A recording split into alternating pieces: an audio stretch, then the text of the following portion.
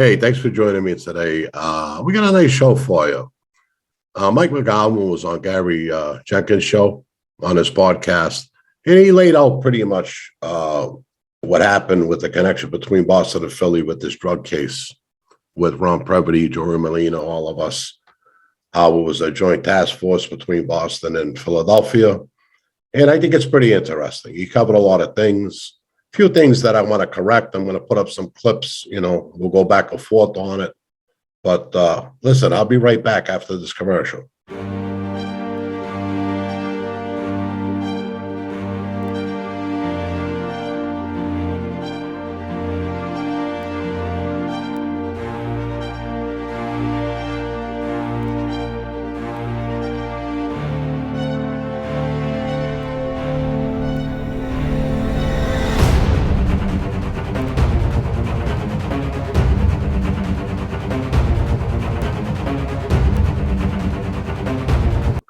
So anyway, I want to get to the first clip when he talks about them originally getting together in Ron PREVITE and Mike McGOWAN, who we called Irish Mike. So through the rest of this, I'll refer to him as Irish Mike. But watch this interview and watch this first clip and see how the FBI work with each other and how they pulled down me and Joey. Ghost, my 30 years as an undercover FBI agent. Now, you kind of almost predate Joe Pistone, don't you? No, Pistone was one generation before me. Oh, okay. He was a mentor and, set the gold standard for FBI undercover work, and pleased to be able to call him a friend. Yeah. Let's talk about him a little bit first, then we'll get into that Joey Molino case. Ron PREVITE. So what happened was I had just come off a 2-year Russian organized crime undercover and figured I'd take a break for a little bit, but I got a call from a friend of mine in Philadelphia. I had now transferred to the Boston division, and I got a call from a friend of mine in the Philadelphia division who was working the organized crime case down there, and he asked me to meet with PREVITE and see if PREVITE and I could figure out how to work together. And while I would target the Boston mob, PREVITE would handle the Philadelphia mob. It was a very unusual alliance. They were trying to connect a guy named Bobby Luisi in Boston to Joey Molino's faction down in Philadelphia, which is not a common, at that time, I had never even heard of two families working in that fashion, but it really didn't matter to the FBI. We had a chance to take a whack at, two separate groups, really. So I met with PREVITE. We hit it off from day one. As I tell many people, PREVITE is no saint. He's done a lot of bad things in his life, but as far as a government informant, this is all public record. He's testified in court. He's passed away. Yeah. This is all a matter of court documents and public records, but he did a phenomenal job for the FBI during that investigation. Phenomenal job, I don't know, but let's talk a little more about this. Now, we know that Mike McGOWAN was the agent that got me down. He got me on videos, he got me on audio tape, he got me pretty good.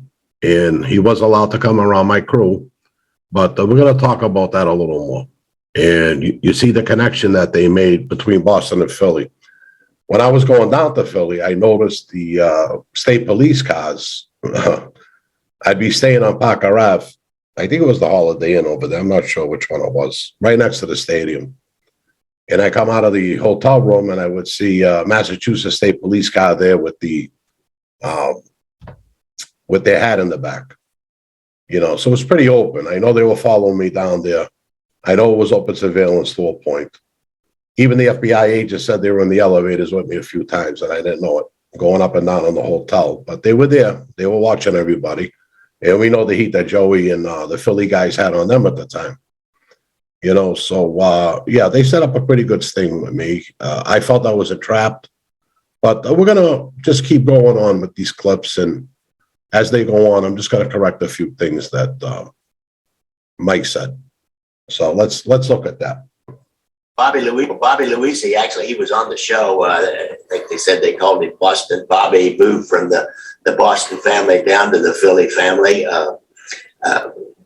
Now he's, I don't know, it seemed like he got born again or got saved or something, did some time, came back out and turned his life around, and he's been on the show. So let's talk about him and Joey Merlino. How did you prove up that they had a connection between the two families then? Yeah, well, again, there was an open investigation in Boston against Luisi and his crew. Luisi is a very well-known organized crime figure in Boston. He comes from a mob family. His dad was in the mob. So Boston had an open investigation against him. Philadelphia obviously had an open investigation against Merlino and his crowd. And once there was intelligence that the two of them were connecting to try to do business together, we were all ears. And because PREVITE was assisting the Philadelphia office, it made sense to see if undercover could be introduced. Now, I could not meet Merlino when I was an agent in the Philadelphia office. I was part of an arrest team where we arrested Merlino on completely different charges years earlier, but I was part of that arrest team. And, the potential that he could recall, I have a distinctive mustache. The potential that he could recall me as a agent was something that we had to discuss, and we came up with the plan that as long as I just dealt with the Boston guys and not the Philadelphia guys, we should be okay. So PREVITE handled the Philadelphia side and I handled the Boston side. Well, Ron PREVITE did damage in Philadelphia. Now, we knew that from other shows that I did that Ron got Ralph Natale to confess that he was the boss of Philadelphia. We know that. Ralph got audio tape by the FBI down at Cherry Hill at the racetrack.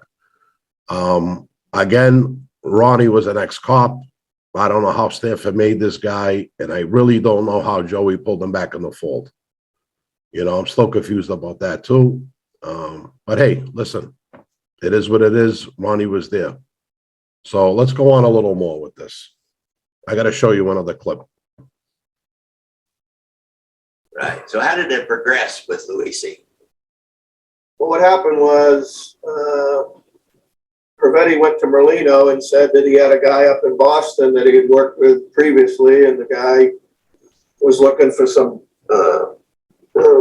protection and somebody to work with up in the Boston area. And Merlino told PREVITE to connect his guy, PREVITE's guy, me, with Luisi and his crowd. There was no assurance that Luisi would take to it. We had to have a sit down. That happened in my office, but we also set it up in a way that he saw that I had a couple of bucks. I wasn't some street urchin just banging around on the street corners. PREVITE put us together, and within in the first meeting, Luisi said to me at the end, "You're with us," which, as you know, in mob term is, I fall under his protection. So the first meeting was successful. And I tell people all the time that the reason the first meeting was successful was because of PREVITE, not me. PREVITE set the stage. Yeah, he must have sold you pretty well. Yep. But after that, after the first week, PREVITE went back to handle Philadelphia on that side, and I just went on my way in Boston. When Philly first came to me, and one of the captains told me that, Ronnie had a guy up in Boston, can you help him out? Was very willing to do that. He still was a cop in the family. There was no evidence to me that he was a rat. And I never liked Ronnie from the first day that I met him. And make a long story short, I said, okay. And Ronnie came up and introduced me to Irish Mike. Now, I remember we were up my Irish Mike's office on Milk Street, and then we went downstairs into a restaurant. Mike was kind of telling me his little story, and, he was Ronnie's guy, Ronnie's associate. I didn't want Mike on my crew. I didn't want Mike around me. All we were there was to tell Mike, because of Ronnie, because Ronnie was supposedly a captain, that we would give him protection in Boston, part of the Philly family. So I sat there and told Mike, I said, Mike, anybody comes to bother you, tell them we're the Luisi family, and they'll stay away from you. I gave him a number. One of my guys were with me. I assigned him to one of my guys, a May guy, that if he had a problem, that he could call him. That's how we left off. We never left off that I was going to do any business with him, talk with him, nothing in the future. So I just want you to understand that I didn't like Mike in the beginning. I thought something was fishy. It didn't make sense. All of a sudden, he's got a friend up in Boston. I called he had an Irish import company, supposedly. I called my friends at Charlestown. They said, Bobby, we never heard of this guy. And we think that place might be a front. So now I got a problem. I got a problem now. So I just went and I played along with the game as much as I could. You're going to see more of what he talks about. And let me take you back there to another section of tape. I introduced, he would like to, Luisi, and again, you had him on your show apparently. Luisi, he's a charismatic guy when he wants to. He talks to good talk, and he liked to almost show me off in a way. I'd have to go into the North End, that's the Italian section of Boston. I'd go in there and he'd introduce me to people, we'd spend time together, and we just, because of, like I said, because of the introduction, and quickly I started selling them the stolen property. I also gave him a watch as a gift for allowing me to join his crew. So within weeks, if not a couple of months, I was in pretty tight with them. But it was also something where you had to spend a lot of time with them, hours and hours. People don't understand. They think you go in and 5 minutes later you walk out to the field. It's just not that way. So I would spend, 8, 10, 12 hours a day just chumming up with them and getting them in a position that they trusted me enough to eventually do drug deals, and that's eventually where we led to. Really, and I would imagine along that way you could pass off all kinds of good intelligence to the one squad or whatever, the organized OC squad there in Boston about who was a bookie and who wasn't, and how a lot of those kind of things work. Just that gravy, if you will, from those interactions.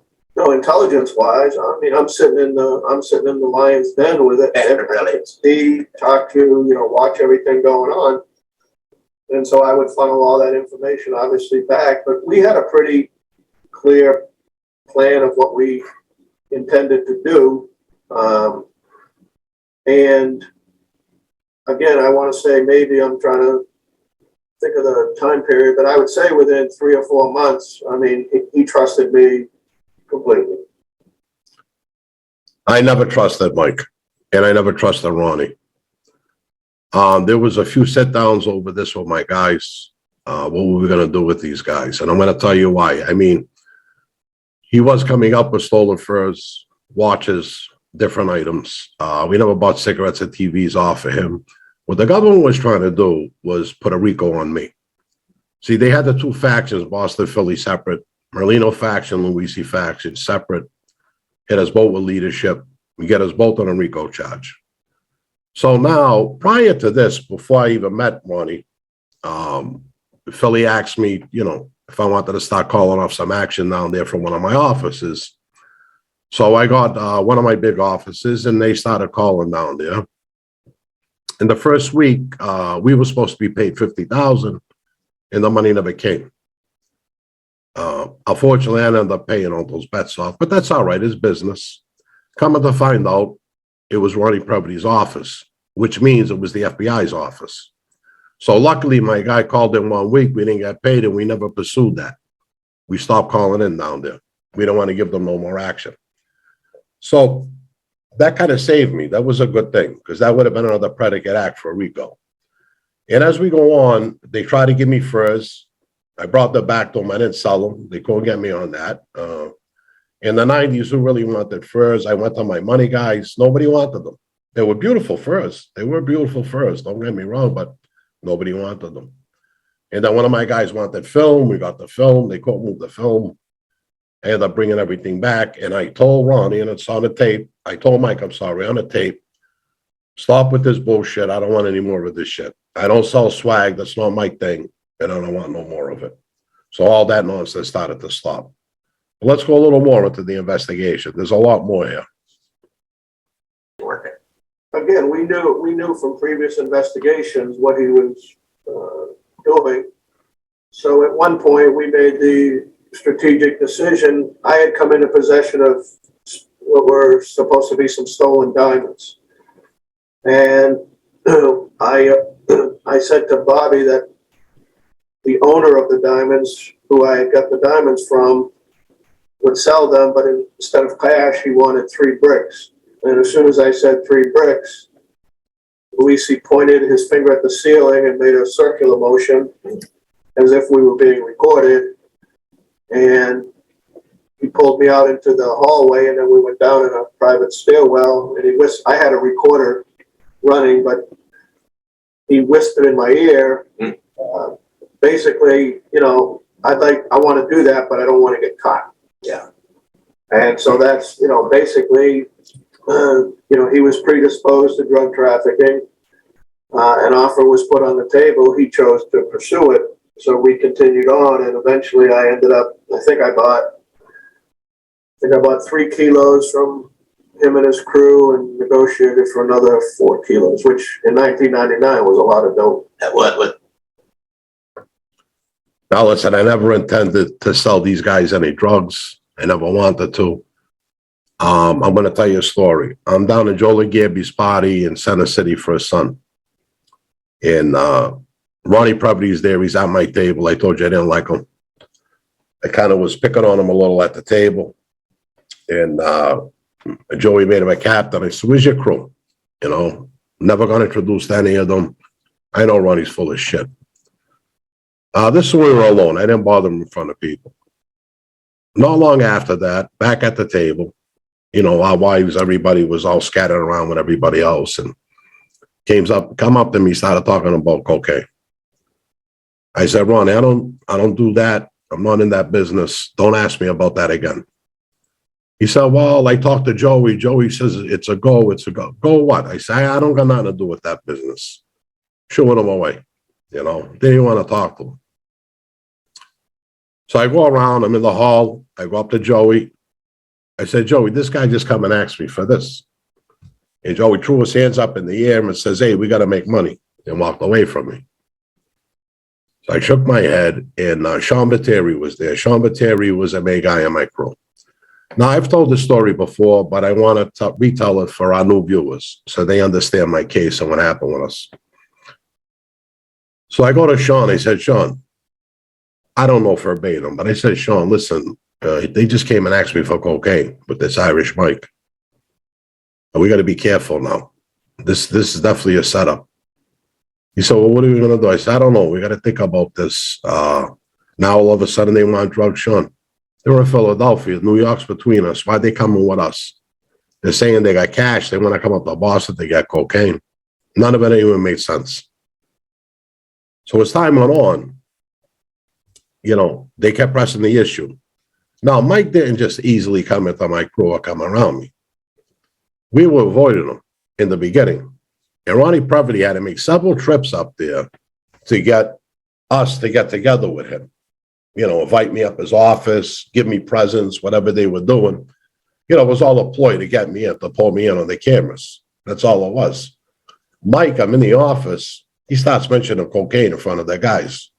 So I grabbed him and I took him out. I said, what are you doing? Don't ever do that again. That's what I told him. Not that other bullshit that he said. Don't ever talk about cocaine again in front of the guys. I'm not going to tell you again, I told him. Then we walked back in and we sat back down. I didn't care about a little swag and bullshit, but cocaine's something different. So I want to play another tape for you. I got another piece of what Mike says. The cocaine you make?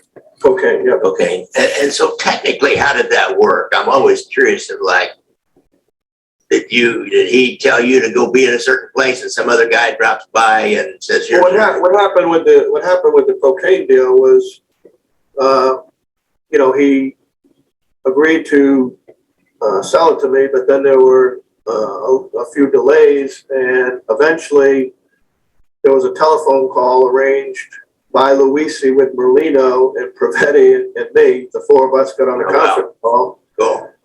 And Merlino gave the green light.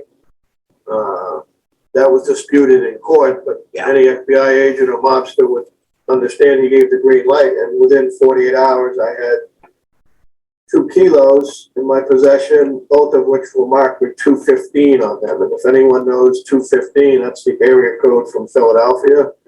So they were literally writing on the kilos, you know, here you go, this is from Philadelphia. So like you said, Luisi wouldn't touch the dope, Merlino wouldn't touch the dope. So they sent them a mule, a kid named Bobby Carrozza. And if you research Boston mobsters, his dad, Carrozza Sr., was very influential in the Boston mob. So he was using Carrozza Jr. as the go-between. And then we ended up taking the cocaine in my office. And then we took a walk down the street and paid him at the at a hotel down the street. So we didn't mix the dope with the cash. We did it the way you're supposed to do a dope deal, so you don't look like an idiot when you do it. So within, I think it was within 3 months, we had our first 2 kilos and conversations with Luisi, Carrozza, and his crew. Really, for you guys that don't know out there, you try not to ever have the dope and the money in the same place. If something happens, you don't want to lose everything. You don't want to get robbed and shot. Really? That's probably. All right, let me explain all that clip that we just watched just now. Like I said, Ronnie approached me at a party with this cocaine. We were very skeptical. We didn't want to do it. We knew something was up. At that point, I pulled all my guys back from Mike and Ronnie. I didn't want anybody involved in this cocaine. We didn't trust them. There was actually a few sit-downs with me and my guys to clip this guy, at least Ronnie. But the problem would have been that we would have been at odds with Joey if we clipped one of his capos. We couldn't do that. I mean, we all loved and respected the life, and we won't go against Joey's word. So I had to take the shot at it. You could see Mike said there was a phone call. Why was there a phone call? Because I wouldn't sell them anything. I kept piling them off. Yeah, we'll see. We'll talk about it. Get out, yeah. Because they got me in the middle. Now I'm talking, and I'm trying not to sell these guys the cocaine. Because I knew there was something wrong. I knew Mike at least was a CI. I had no idea that he was FBI agent. What happens, Ronnie comes up again. I guess they got frustrated. They sent Ronnie up. Ronnie comes to my house in Memphis. I wasn't feeling good. He said, listen, I talked to Joey. Joey told me to, call you, have me call you when I was with you. I said, all right, go ahead, call Joey. He calls Joey on the phone. Now, Mike McGowan's not there, but obviously he was at the other end. He's the FBI with the phone tap. Okay. So Joey gets on the phone. I talk to Joey. It's all in a manuscript anyway. Hey, Joey tells me, you got to take care of this guy. You're going to take care of this thing for this guy. In our life, that means you better take care of this thing. So I'm pressed up against the wall. Joey is my boss. We have to respect that. And a few days later, after another sit down with this Mike, the cocaine started flowing. We sold them 2 keys. Then we sold them another key. And then they come and ask for 4. I never okayed the 4. But I guess he fooled Bobby Carrozza on the phone, Bobby Jr., which should have never been involved with this deal. That wasn't my idea to have. I didn't even know in the first deal that Bobby was even involved in it, to be honest with you. Sean Viteri used him without asking me. When he first came to me about Bobby Carrozza Jr., I said, that's a guy's son. No, there's no way. Using him. And then Sean went behind my back. Found out a few other things about Sean, maybe going to Philly without me, maybe talking with them on the phone all the time. But that's all right. That's another thing for another day. But I got to tell you the truth. We really knew something was wrong. And I couldn't jeopardize my crew. So I stepped forward on this deal. Nobody could buy cocaine. No one could come and talk to me about cocaine. But because of Joey, I'm sitting there with Ronnie, and I'm talking in front of an FBI agent. It was over. So that's what really happened. I like Mike McGowan, Irish Mike. He seemed to be a good guy. He was starting to come around the crew a little. We did loosen up a little in front of him until the cocaine started. So I'm not talking anything bad about Mike. God bless him. You know, we got up on the stand on my case. He said what he had to say. No hard feelings from me. But I got another little piece here. I'm going to finish it for you. So let's watch this last clip, and we'll end the show. Deal with the Boston side, and then everybody got locked up in, I believe it was June or July. And then everybody in Boston pled guilty except Luisi. He went to trial, so I had to testify in federal court. His first conviction was overturned. He went to trial a second time. He was convicted again. And after that testimony, I had to go to Philadelphia and testify at the Merlino trial. Now, what did they do with you? Did they take some extra precautions, transfer you out west here or something for a while, or what they do? No, I get asked about that a lot. I went about it when you're, and other undercovers may feel differently. An FBI agent was sworn to the United States Constitution, which says, people charged with crimes can face their accusers. So I didn't ask for any, I faced these guys on the street. The courtroom was no big deal. Yeah. And, it's just our system. If you're supposed to testify, you do. Now, they play all kinds of games. They ask you your home address. They ask you for, how many children you have, all this nonsense. That's just, that's lawyers playing games. I did my job, and part of my job is testifying in court. So that's what I did. Now you see there, Gary Jenkins has a great show. If you want to see the full interview, go up there. Gary Jenkins is an ex-detective out of Kansas City. Worked with around a lot of mob guys. Great knowledgeable guy. I did his show. I really like him, and I'm grateful that I was able to pull down some of his stuff here and use it on my show. Hopefully, maybe some viewers will go there. Well, listen, that wraps up this little thing with Mike. I just wanted to clear a few things up when I saw the show.